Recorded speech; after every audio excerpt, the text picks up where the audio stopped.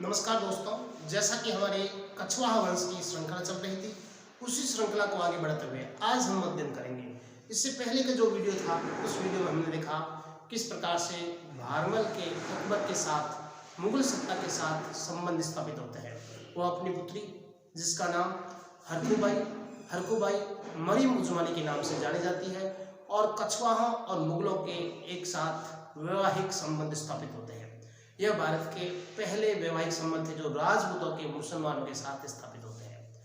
इस विवाह के पश्चात मुगलों और जयपुर या आमेर के बीच में प्रगाढ़ संबंध हो जाते हैं, मित्रता संबंध रहते हैं। उसी संबंधों को आगे बढ़ाते हुए भारमल के ही पुत्र होते हैं भगवंत दास। भगवंत दास जो है वो अपने पिता की मृत्यु के बाद जयपुर के, आमेर के, कछवाहा के शासक बनते हैं। वह 1574 में शासक बनते हैं। 1589 में उसकी मृत्यु हो जाती है। देखते हैं भगवंत दास की बात करें तो भगवंत दास जो है वो अकबर के साथ में अच्छे संबंध स्थापित होते हैं।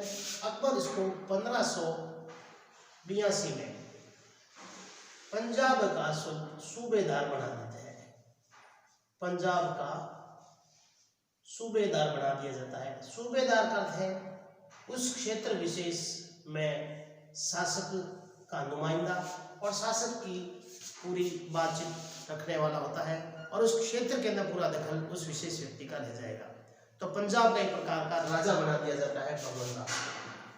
अब भगवंत दास अपनी एक पुत्री जिसका नाम है मानवती जो है उसका विवाह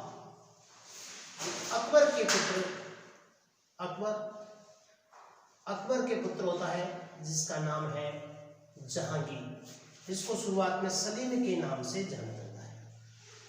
सलीम और जहांगीर। अब अकबर अपने पुत्र का विवाह जो है मानवती के साथ में करता है। वह तारीख है 1604 में मानवती जहांगीर का विवाह होता है। जहांगीर उस समय सलीम के नाम से जाना जाता है। अब इस विवाह के बाद इन दोनों से एक पुत्र की उत्पत्ति होती है जिसका नाम है खुसरो इन दोनों का पुत्र मानवती और सलीम का। जैसे ही सलीम का और मानवती का विवाह होता है, मुगल दरबार में भगवंत दास का दर्जा बढ़ जाता है। परिणाम स्वरूप भगवंत दास को 5000 जात का मनसब बना दिया जाता है। 5000 जात का मनसब दे दिया जाता है। इसका दर्जा बढ़ जाता है।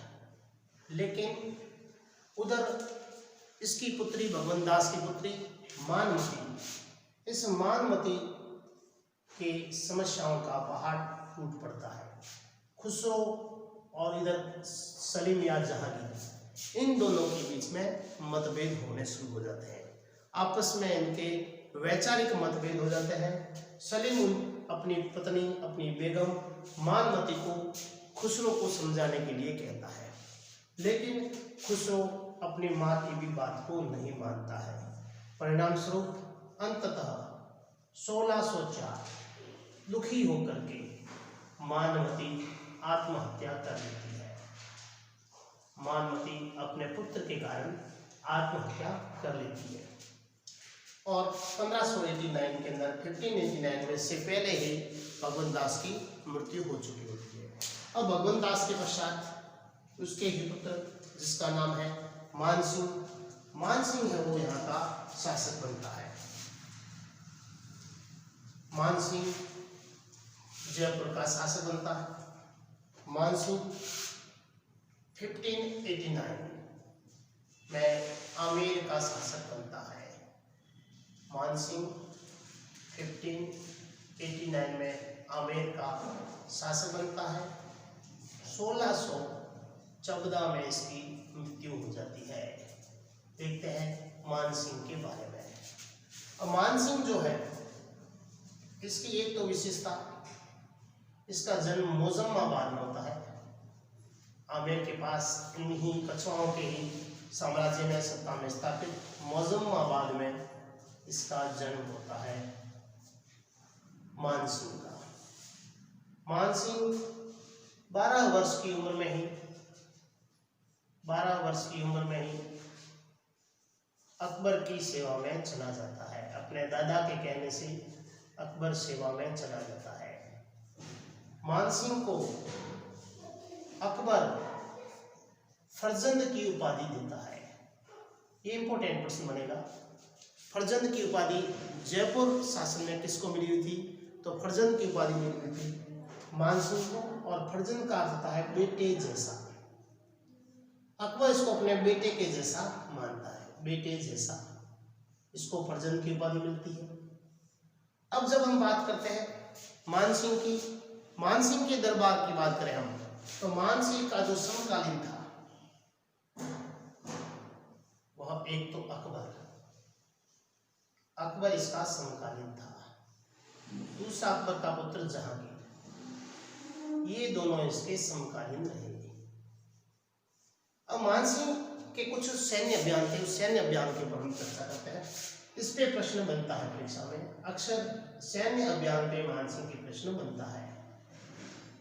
अपने सैन्य अभियानों के कारण ही मानसिंह ने मुगल सल्तनत में, मुगल साम्राज्य में अपनी प्रतिष्ठा कई अन्य लोगों की अपेक्षा बढ़ा दी थी।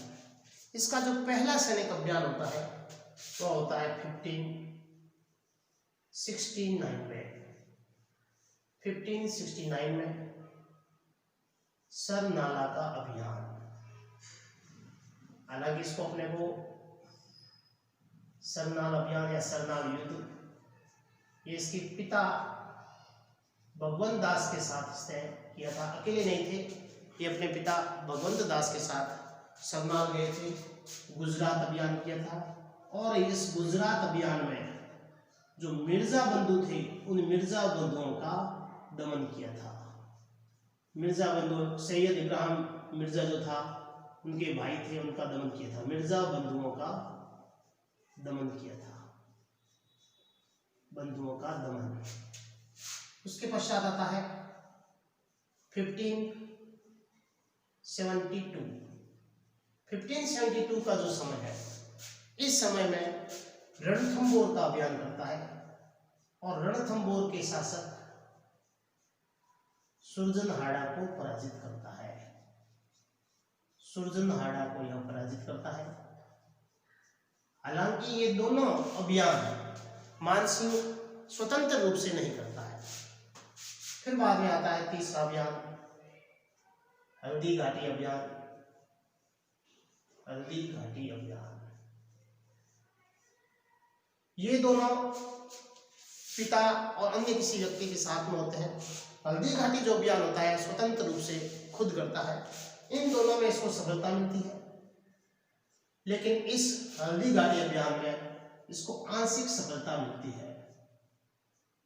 आंशिक सफलता कह सकते हैं, ज्यादा सफल नहीं हो पाता है, क्योंकि इस हल्दी घाटी अभियान के पश्चात अकबर इससे बातचीत तक नहीं करता है।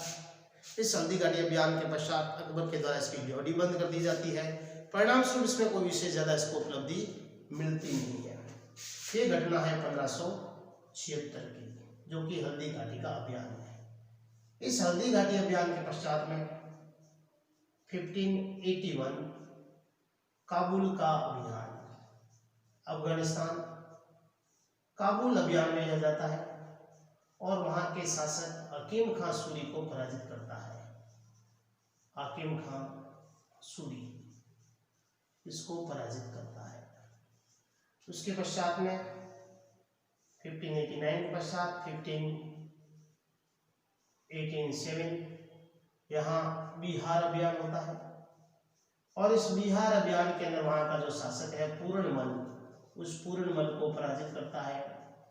उसके पश्चात वहीं खड़गपुर के अंदर संग्राम सिंह को पराजित करता है, और इस बिहार के ऊपर अपनी सत्ता स्थापित कर लेता है। इस अभियान के पश्चात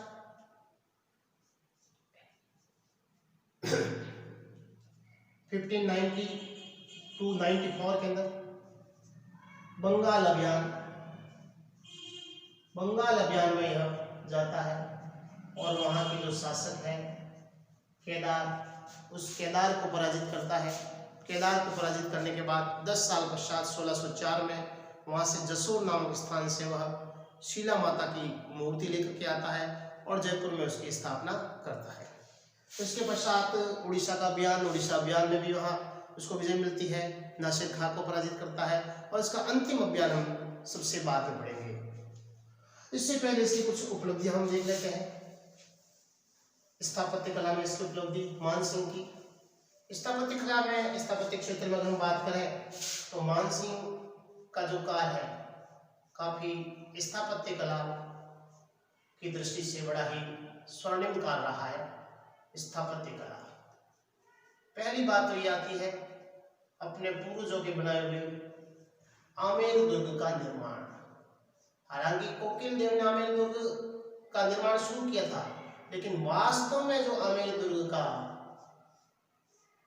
वास्तविक जो निर्माण करता है वो है मानसिंह। आमेर दुर्ग का निर्माण कराता है।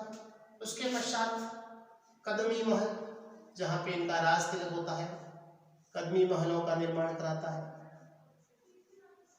उसके पश्चात जगत शिरोमणि मंदिर, जगत शिरोमणि मंदिर का निर्माण, जगत शिरोमणि मंदिर का निर्माण जयपुर में कराता है। आमेर कह सकते हैं आप। देखिए यहाँ एक विशेष बात ध्यान देने योग्य है। जब वह बंगाल अभियान में गया तो बंगाल अभियान में काफी समय तक इसको सूबेदारी भी मिली थी, बंगाल का सूबेदार भी बना दिया गया था इसको, और उस समय इसकी सेहत खराब हो जाती है और ये वापस अजमेर की तरफ लौटता है और इनका जो पुत्र होता है जगत सिंह, उस जगत सिंह को वहां की सत्ता प्रदान कर देता है। लेकिन जगत सिंह की अल्पायु में ही बंगाल में मृत्यु हो जाती है। अब जब जगत सिंह की मृत्यु हो जाती है तो उसकी जो माँ है, इस माँ का नाम है कनकावती। कनकावती मानसिंह की पत्नी, महारानी और जगत सिंह की माँ, वह अपने पुत्र की याद में जयपुर के अंदर जगत शिरोमणि मंदिर का निर्माण करती है और यहाँ भगवान श्री कृष्ण की मूर्ति स्थापित होती है। यह भगवान श्री कृष्ण की वही मूर्ति है जो हल्दी घाटी से मानसिंह लेकर के आया था, और ये वही मूर्ति है जिसको भगवान कृष्ण की अनन्य भक्त मीरा पूजा करती थी और उसी मूर्ति की स्थापना इस जगत शिरोमणि मंदिर में कनकावती के द्वारा की जाती है। इसके पश्चात बिहार में हरिहर मंदिर, वेंकटपुर, बिहार के वेंकटपुर में हरिहर का मंदिर का निर्माण किया जाता है, वो भी इसके द्वारा। इसके अलावा मानसिंह के द्वारा बिहार में ही माननगर की स्थापना की जाती है। इसके अलावा मानसिंह के द्वारा ही बंगाल में अकबर नगर या राजमहल की स्थापना की जाती है। अकबर नगर की स्थापना। इसके अलावा वृंदावन के अंदर मानसिंह के द्वारा गोविंद देव जी मंदिर का निर्माण किया जाता है। हालांकि अपन आगे पढ़ेंगे सवाई जयसिंह के द्वारा भी गोविंद देव जी का मंदिर का निर्माण किया, वो जयपुर में था, लेकिन ये गोविंद देव जी का मंदिर जो है वृंदावन में मानसिंह के द्वारा गोविंद देव जी मंदिर की स्थापना भी मानसिंह के द्वारा की जाती है। इसके अलावा अगर हम बात करें तो मानसिंह के द्वारा मीनाकारी की शुरुआत की जाती है। मीनाकारी या मीनाकारी कला इसकी इसी काल में शुरुआत होती है राजस्थान में। एक और महत्वपूर्ण प्रश्न बनता है इसमें, वह है पर्शिया, लाहौर और जयपुर, जिसको हम कह सकते हैं ब्लू पोट्री। ब्लू पोट्री जो है 16वीं सदी में मानसिंह के ही काल में पर्शिया अर्थात ईरान से होती हुई लाहौर से होती हुई जयपुर आई थी। ऐसा प्रश्न कई बार परीक्षा में पूछा गया है, यहाँ तक कि आरएस के एग्जाम में भी ये प्रश्न पूछा गया है। तो ब्लू पोट्री की जो राजस्थान में शुरुआत होती है वह मानसिंह के काल में होती है। अब मानसिंह जो है वह 7000 का मनसब होता है। सभी राजपूत राजाओं में सबसे अधिक की मनसबदारी जो होती है वो मान सिंह की होती है।